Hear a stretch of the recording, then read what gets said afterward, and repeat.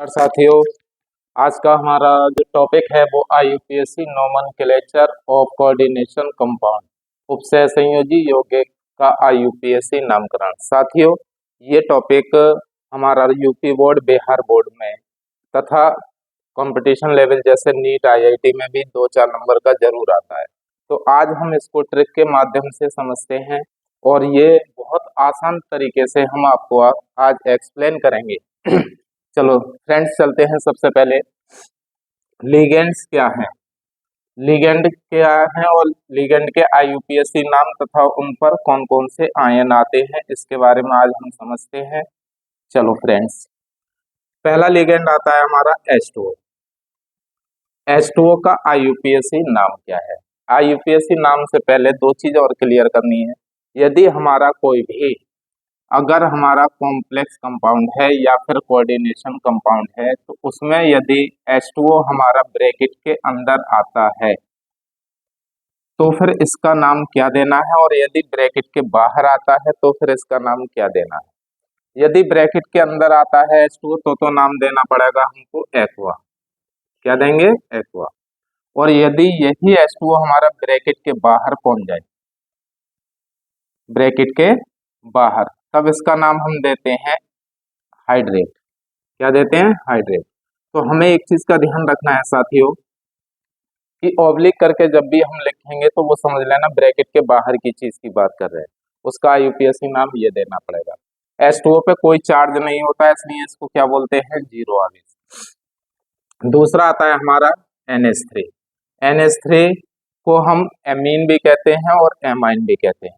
तो इसका नाम या तो एमीन लिखें या फिर क्या लिखना है आपको? एमाइन लिखना है।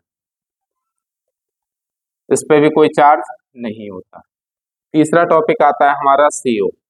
CO को कार्बोनिल कहा जाता है, IUPAC नाम कार्बोनिल। फ्रेंड्स, उससे अगला आता है हमारा NO। NO को नाइट्रोसिल कहते हैं,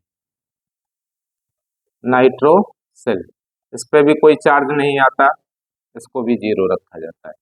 इसी प्रकार से हमारा EN का होल ट्वाइस, ऑब्लिक EN का होल थ्राइस, ये कभी मिलता है तो इसको हम दो होता है तो बिस बोलते हैं, और यदि तीन होता है तो इसको ट्रेस बोलते हैं।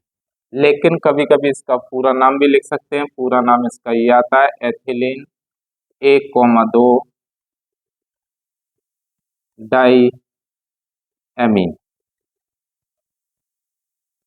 नेक्स्ट आता है प्रेडिन। प्रेडिन पढ़ा होगा साथियों, C5H5N। इसको ऐसे भी लिखा जाता है P, और भी लिखते हैं बेंजीन में नीचे N लगा देते हैं, तब भी इसको प्रेडिन से शो करते हैं। तो इसका नाम क्या देना है आपको साथियों? प्रेडिन। इस पे भी कोई चार्ज नहीं होता, इसको भी क्या मानते हैं? जीरो आवेश मानते हैं। एक और आता है हमारा, नेक्स्ट आता है EDTA। EDTA का पूरा नाम ये है, इसे एथिलीन देना है,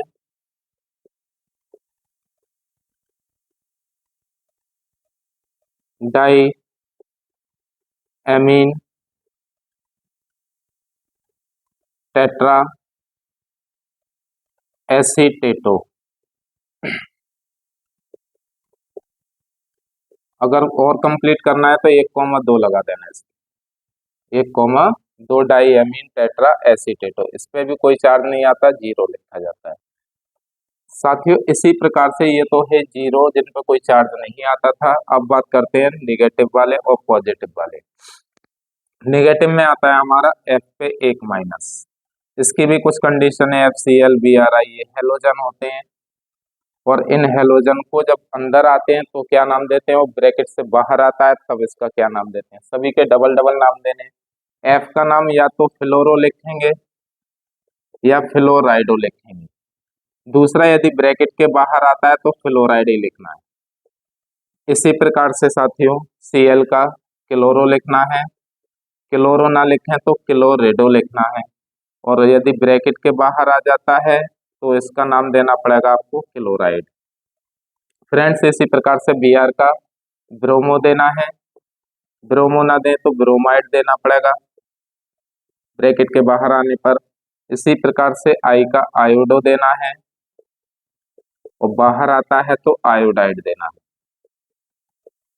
आयोडाइड। इनके चार्ज की बात करें तो इन पे जो आयन आता है 1 - का होता है, इस पे भी 1 - का होता है, इस पे भी 1 - का और इस पे भी 1 - का होता है। इसी प्रकार से Cn पे एक चार्ज होता है माइनस का, इसको साइनो बोला जाता है। ये हमेशा ब्रैकेट के अंदर ही रहता है, इस पे भी -1 चार्ज है। इसी प्रकार से OH पे एक माइनस आता है, इसको हाइड्रोक्सो नाम देते हैं, IUPAC नाम हाइड्रोक्सो। इस पे भी -1 चार्ज आता है। इसी प्रकार से NO2 पे एक माइनस, इसका नाम देते हैं नाइट्राइटो, नाइट्राइटो। लेकिन इनके नाम के तुरंत बाद N लगाना पड़ता है। इसी प्रकार से ONO भी आ जाता है कभी कभी, इसका भी नाम क्या देना होता है साथियों, नाइट्राइटो। इसमें भी क्या लगाना पड़ेगा, N लगाना पड़ेगा। इस पे भी -1 चार्ज होता है, इस पे भी -1 चार्ज होता है। इसी प्रकार से NH2 आता है, NH2 पे भी कितना आता है, 1 चार्ज, नाम देते हैं एमिडो। इस पे भी -1 चार्ज है। इसी प्रकार से CH3COO पे एक माइनस होता है, इसको एसीटेटो कहा जाता है, एसीटेटो। इस पे भी -1 चार्ज। इसी प्रकार से साथियों ये तो ही 1 - वाले चार्ज की। अब बात करते हैं जिस पे 2 का चार्ज आता है। जैसे 2 के चार्ज वाले, ये इधर लिख देता हूं मैं, CO3 पे 2 नाम देना है आपको कार्बोनेटो, कार्बोनेटो। लेकिन ब्रैकेट के बाहर आता है CO3, तब इसका नाम देना पड़ेगा फ्रेंड्स कार्बोनेट, कार्बोनेट। चार्ज की बात करें -2 आता है। अच्छा, इन चार्ज से हम क्या निकालते हैं, इन चार्ज की सहायता से हम ऑक्सीकरण संख्या निकाली जाती है इसकी। इसी प्रकार से साथियों CSO4 पे 2 का नाम क्या देते हैं, तो ब्रैकेट के अंदर हो तो नाम देना पड़ेगा आपको सल्फेटो, यदि ब्रैकेट के बाहर आता है तो नाम देना पड़ेगा सल्फेट। इस पे भी चार्ज कितना आता है, -2। इसी प्रकार से C2O4, ये साथियों ब्रैकेट के अंदर ही रहता है, इसका नाम हमेशा क्या देते हैं, ऑक्जेलेटो, ऑक्जेलेटो। इस पे भी कितना आता है, -2 चार्ज आता है। अब फ्रेंड्स हम बात करते हैं कुछ जो केंद्रीय धातु होती हैं जिसको सेंट्रल मेटल कहा जाता है। सेंट्रल मेटल में नोट करके एक चीज का जरूर ध्यान रखना है, वो ध्यान ये रखना है, यदि यदि केंद्रीय धातु में 8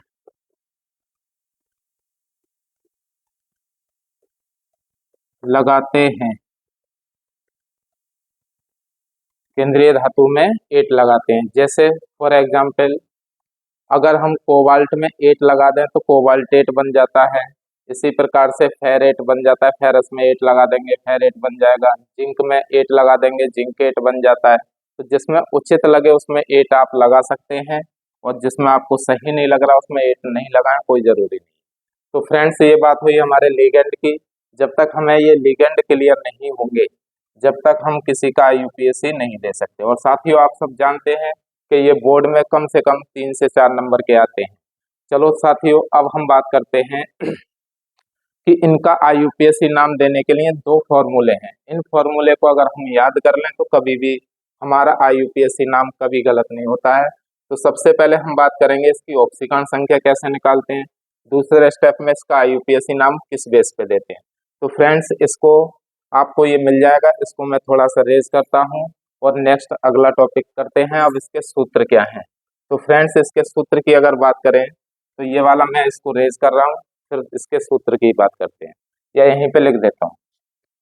सबसे पहला टाइप 1 के अंदर 2 टाइप के इसमें सूत्र यूज होते हैं, कौन कौन से हैं वो भी ध्यान से सुने। पहले टाइप में बात करते हैं तो एक सूत्र लेते हैं K4FeCN6, सभी ने पढ़ा होगा, ये कोऑर्डिनेशन कंपाउंड है। इसका IUPAC नाम कई बार पूछा गया। तो इसमें कौन सी चीज क्या कहलाती है ये सबसे पहले हमें मायने रखती है। तो सबसे पहले हम ब्रैकेट से पहले जो भी हमारा भाग है इसको क्या कर दें, अलग कर दें। जैसे इसको 2 पार्ट्स में डिवाइड करेंगे तो डिवाइड करने पर जो K है ये हमारा धनात्मक भाग होता है, धनात्मक भाग। ब्रैकेट के तुरंत बाद जो भी हमारी डी ब्लॉक का एलिमेंट होगा उसको हम केंद्रीय धातु कहते हैं, केंद्रीय धातु। इसी प्रकार से साथियों केंद्रीय धातु के तुरंत बाद चाहे एक हो, चाहे दो हो, चाहे तीन हो, वो सभी क्या होते हैं, लिगेंड होते हैं। ये क्या है, लिगेंड। ये जो संख्या दिखाई देती है 2 3 4 5 6, ये संख्या कहलाती है उपसह संयोजी संख्या, उपसह संयोजी संख्या। तो साथियों इसका सूत्र किस बेस से देना है जिससे कि हमारा आईयूपीएससी कभी भी गलत ना हो, तो देखो साथियों फॉर्मूले की बात करते हैं तो इसका जो फॉर्मूला बनता है वो फॉर्मूला ये है। इसी फॉर्मूले को सभी को याद रखना है। फॉर्मूला यह है कि सबसे पहला आईयूपीएससी नाम देंगे तो इस टाइप का जिसमें ब्रैकेट से पहले धनात्मक भाग होगा तब उसका आईयूपीएससी नाम कहाँ से स्टार्ट करना है, तो साथियों आईयूपीएससी इसका नाम स्टार्ट करना है आपको धनात्मक भाग से। तो सबसे पहले क्या देंगे आप, धनात्मक भाग।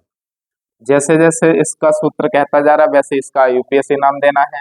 तो सबसे पहले धनात्मक भाग प्लस करके फिर किसका नाम देना है, फिर साथियों नाम देना है आपको उपसह संयोजी संख्या जो भी आती है आपकी। तो उपसह संयोजी संख्या, उपसह संयोजी संख्या के तुरंत बाद फिर किसका नाम देना होता है, फिर इसके तुरंत बाद नाम देना होता है प्लस करके लिगेंड। लिगेंड चाहे हमारे पास एक हो चाहे लिगेंड की संख्या दो हो, सभी को क्रम से लिखना है। इसके तुरंत बाद फिर किसका नाम देते हैं, इसके तुरंत बाद देते हैं केंद्रीय धातु का नाम, केंद्रीय धातु। केंद्रीय धातु के तुरंत बाद फिर किसका नाम दिया जाता है, फिर दिया जाता है साथियों ऑक्सीकरण संख्या।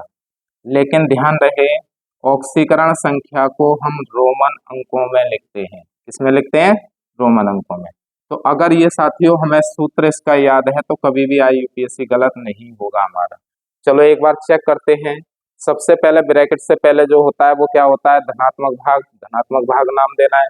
जो संख्या होती है लिगेंड के वो 6 हो 4 हो जो भी है, तो 6 को हेक्सा बोलते हैं, 5 को पेंटा बोलते हैं, 4 को टेट्रा, 3 को ट्राई। उस संख्या का नाम देना है आपको। फिर फ्रेंड्स हम क्या देंगे, लिगेंड का नाम देंगे। लिगेंड एक है तो एक का नाम दीजिए, दो है दो का नाम दीजिए, तीन है तीन का नाम दीजिए। लेकिन उससे पहले एक चीज और ध्यान रखना है, यदि लिगेंड की संख्या कम ज्यादा है, कैसे है, कम ज्यादा, जैसे एक लिगेंड की संख्या 4 है एक की 2 है, तो सबसे पहले 4 संख्या वाले लिगेंड का नाम देंगे, फिर उसके तुरंत बाद कम संख्या का जो लिगेंड है उसका नाम देंगे। अगर हमारे लिगेंड की संख्या इक्वल आ जाती है, बराबर आ जाती है, तो बराबर आने पर हम उसको अल्फाबेट क्रम में देते हैं नाम। किसमें देते हैं, अल्फाबेट में। जैसे जो ABCD के अकॉर्डिंग जो भी नाम पहले आता है उसका नाम पहले देना है। तो चलो साथियों अब हम इसको इसी सूत्र के आधार पे इसका नाम देकर देखते हैं। तो सबसे पहले बात करते हैं इस पर ऑक्सीकरण संख्या कितनी आती है Fe की, या कितना चार्ज आता है वो बात करते हैं। तो K पे हमारा एक प्लस होता है, कितने मोल है इसके, 4। 4 एकम 4 हो जाएगा, इसको x मान लेते हैं। और Cn पे एक माइनस का होता है तो 6 एकम 6 माइनस हो जाता है। तो 6 माइनस में से 4 प्लस लेस करेंगे तो कितना बचता है, -2। -2 उधर जाएगा, प्लस का हो जाएगा, तो x बराबर कितना आ जाता है हमारा, 2 आ जाता है। ये भी आपको सिखाएंगे कैसे निकाला जाता है। तो ऑक्सीकरण संख्या हमारी कितनी निकल के आई, इसकी 2 आई। ऑक्सीकरण संख्या 2 आई है, इसी के अकॉर्डिंग नाम दे देना। क्या नाम देना है, धनात्मक भाग K का नाम क्या आता है, तो सबको पता है K का नाम पोटेशियम देते हैं। क्या देते हैं, पोटेशियम। फिर इसके तुरंत बाद सूत्र में क्या कह रहा है, उपसह संयोजी संख्या। उपसह संयोजी संख्या कितनी है, 6, और 6 का नाम क्या देना पड़ता है फ्रेंड्स, हमको हेक्सा देते हैं। क्या देते हैं, हेक्सा। फिर इसके धनात्मक भाग का नाम आ गया, उपसह संयोजी संख्या का नाम आ गया। अब क्या कह रहा है, लिगेंड। लिगेंड में Cn का नाम सबको पता है। Cn का नाम क्या देते हैं, तो Cn का नाम देते हैं साइनो। चलो इसका भी नाम दे देते हैं साइनो। साइनो के तुरंत बाद अब लिगेंड हो गया। अब किसको कह रहा है, केंद्रीय धातु। केंद्रीय धातु कौन है, Fe। Fe का नाम या तो आयरन देना है या फेरस देना है, तो आयरन इसका नाम दे दें। फिर साथियों क्या कह रहा है, ऑक्सीकरण संख्या। ऑक्सीकरण संख्या कितनी निकाली है हमने, 2 निकाली है, तो ऑक्सीकरण संख्या सेकंड डाल देंगे। तो अब ये हमारा यूपीएससी इसका पूरा कंप्लीट नाम हो गया। क्या नाम है, पोटेशियम हेक्सासाइनो आयरन सेकंड। तो ये आता है टाइप 1। टाइप 1 ये केवल वहीं लगाया जाता है फॉर्मूला जहाँ पे ब्रैकेट से पहले कोई हमारा क्या हो, धनात्मक भाग हो। चलो फ्रेंड्स अब बात करते हैं टाइप 2 में कौन आता है। तो टाइप 2 की बात करेंगे। तो टाइप 2 में आता है हमारा फ्रेंड्स ये वाला फॉर्मूला, टाइप 2। टाइप 2 में सपोज करो कोबाल्ट NH3 का होल 6 Cl3। अब हमने इस फॉर्मूले में और इस फॉर्मूले में कुछ तो डिफरेंस देखा होगा। वो डिफरेंस हमारा ये है कि इसमें धनात्मक भाग था हमारा, लेकिन इसमें ब्रैकेट से पहले कोई धनात्मक भाग नहीं है। जिसमें कोई धनात्मक भाग नहीं होता है वो हमेशा किस में जाते हैं, टाइप 2 में जाते हैं। तो टाइप 2 में जाएंगे तो इसको भी ऐसे ही कट करना है कि इसको जैसे ही कट लगाएंगे तो ब्रैकेट से पहला पोर्शन अलग हो जाता है, ब्रैकेट के बाद वाला अलग हो जाता है। तो सबसे पहले बात करते हैं, ये तो सब परिचित होंगे। अब ब्रैकेट के तुरंत बाद क्या होती है, केंद्रीय धातु होती है। तो ये केंद्रीय धातु होगी। साथियों फिर इसकी बात करते हैं कि ये ब्रैकेट में छोटी में होता है, इसको क्या बोला जाता है, इसको लिगेंड कहा जाता है। लिगेंड के बाद जो संख्या होती है, इस संख्या को उपसह संयोजी संख्या कहते हैं, उपसह संयोजी संख्या। और ये ब्रैकेट के बाहर जो होता है इसको क्या कहा जाता है, तो ब्रैकेट के बाहर जो होता है इसको ऋणात्मक भाग कहते हैं, ऋणात्मक भाग। लेकिन साथियों एक चीज का ध्यान और रखना है, अगर हमारा इस ब्रैकेट के ऊपर प्लस आ जाए, माइनस आ जाए, तो इसकी ऑक्सीकरण संख्या के तुरंत बाद या ऋणात्मक भाग के तुरंत बाद हम क्या नाम देते हैं, तो आयन जरूर लगाते हैं। क्या लगाते हैं, आयन। तो साथियों सबसे पहले इसकी ऑक्सीकरण संख्या देखते हैं। इसको तो x माना जाता है, NH3 का क्या है, 0 है। अभी देखा था आपने यहाँ टेबल में NH3 की ऑक्सीकरण संख्या, चार्ज कितना है, 0। तो 6 का मल्टीप्लाई 0 में करेंगे तो 0 हो जाएगा। Cl पे कितना, माइनस का 1 है, 3 मोल है इसके, तो 3 एकम 3 हो जाएगा। 3 उधर जाएगा, प्लस का हो जाएगा। ऑक्सीकरण संख्या कोबाल्ट की कितनी आई, 3 आई। तो अब इसका IUPAC नाम कैसे देना है, तो इसका भी सूत्र देखो क्या है। तो इसका जो सूत्र होता है वो दूसरे टाइप का होता है, लेकिन कोई ज्यादा चेंज नहीं। क्या चेंज नहीं है वो देखते हैं जरा। तो हमने सबसे पहले इस वाले फॉर्मूले में कहाँ से स्टार्ट करा, धनात्मक भाग। भाई इसमें धनात्मक भाग ही तो नहीं है, तो जब नहीं है तो इसका नाम नहीं देते हैं, हटा देते हैं इसको। फिर कहाँ से नाम स्टार्ट करता है, इसमें उपसय संयुजी संख्या। तो इसका जो इस टाइप का फॉर्मूला होता है तो उसका नाम हमेशा याद रखना उपसय संयुजी संख्या से देंगे। कहाँ से देंगे, कोऑर्डिनेशन कंपाउंड या कोऑर्डिनेशन नंबर से नाम देना है। तो सबसे पहले नाम देते हैं उपसह संयोजी संख्या। जैसे उपसह संयोजी संख्या का नाम आ जाएगा तुरंत बाद नाम देना है आपको किसका, लिगेंड का। चलो लिगेंड का भी नाम आ गया। फिर इसके तुरंत बाद किसका नाम देना होता है, केंद्रीय धातु का। चलो केंद्रीय धातु का भी नाम आ गया। तो देखो इस फॉर्मूले को थोड़ा सा चेक करके देखो, इसमें धनात्मक भाग नहीं था, वो नाम हटा दिया। फिर इसके बाद उपसय संयुजी संख्या का नाम है वो भी हमारे पास आ गया। फिर लिगेंड का नाम है वो भी आ गया। फिर कौन है, केंद्रीय धातु, उसका भी नाम दे दिया। अब साथियों अब क्या रह गया, ऑक्सीकरण संख्या। तो ऑक्सीकरण संख्या दे देते हैं इसकी प्लस करके ऑक्सीकरण संख्या, ऑक्सीकरण संख्या। फिर इसके बाद किसका नाम देते हैं, तो इसके बाद तुरंत नाम देते हैं किसका, ऋणात्मक भाग का। तो इसका नाम आ जाता है ऋणात्मक भाग का। और ऋणात्मक भाग का नाम देने के तुरंत बाद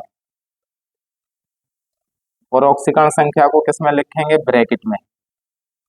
ब्रैकेट में लिखने के बाद रोमन अंकों में लिखा जाएगा। यदि इसमें आयन है तो आयन लगाइएगा, आयन लिखना पड़ेगा, और नहीं है तो मत लगाइएगा। ये इसका फॉर्मूला होता है, इसका सेकंड फॉर्मूला।